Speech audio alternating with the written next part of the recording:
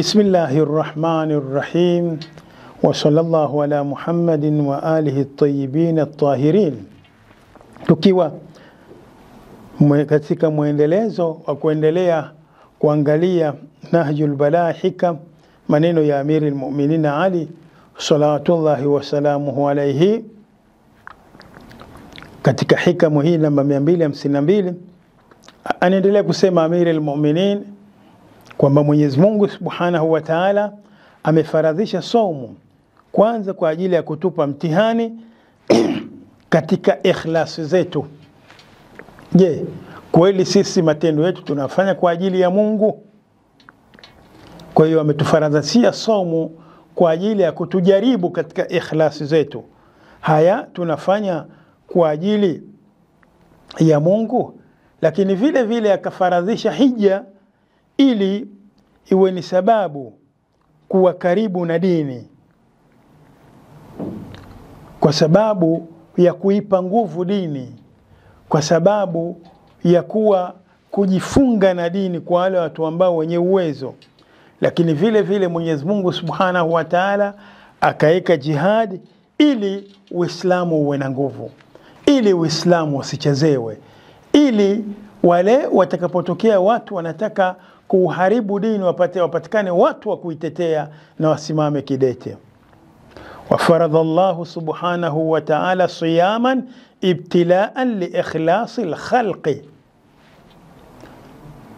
Wafaradha Allahu siyaman ibtilaan li ikhlasi al-khalqi, akafaradhisha funga ili kuzipa mtihani ikhlas za watu. Je, kweli wewe, kwa sababu ukifunga ni siri yako, unaweza ukakaa chumbani ukawa na friji yako nzuri na kila kitu, una uwezo wa kufungua friji ukala unachotaka, ukaingia chumbani ukalala na mkeo, hamna anayekuona, hamna anayekuuliza, mkatoka nje hamjulikani, watu wakaona mmefunga. Kwa hiyo funga ni kuweza kutuangalia kweli sisi ni mukhlisun, tunafanya ibada kwa ajili ya Mungu. Kwa sababu katika ibada ya siri ni funga ambayo huwezi, haina ria, kwa sababu mtu unaweza hujafunga na hujulikani, umefunga hujulikani, tu pengine ushakula ndani, hamna anayekujua nje. Kwa hiyo Mwenyezi Mungu amefaradhisha saumu kwa ajili ya kutujaribu ikhlasi zetu ni za sawa sawa kweli. Lakini vile vile amefaradhisha hija, wal hajja takribatan lidin, ili watu wawe karibu na dini, watu wenye uwezo. Na ndio maana akawaambia mwenye kuwa na uwezo lazima akahiji. Lakini maasaf shadid, katika ibada ambayo inapuuzwa na inadharauliwa na matajiri na wenye uwezo ni hija. Yani mtu utamuona na miliki nyumba 10 lakini hajawahi kuhiji, akwambia sina uwezo. Vipi una uwezo na nyumba 10? Uza nyumba moja milioni 20 nenda kahiji, ni wajibu kwako hija. Mtu ana gari 6 za kifahari anakuambia sina uwezo wa kwenda hija. Vipi? Uza gari moja milioni 20 nenda zako kahiji. Wewe una uwezo na Mungu ataenda kukuadhibu, ataenda kukuchoma.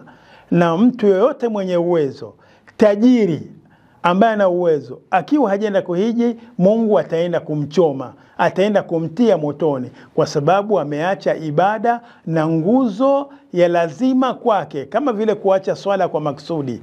Kwa hiyo nguzo nzima ni kama vile mtu ambaye tariku swala, mtu ambaye ana uwezo wa kwenda hija halafu hahiji. Wewe swali, funga, toa hivyo, wadanganye watu kutoa 10,000.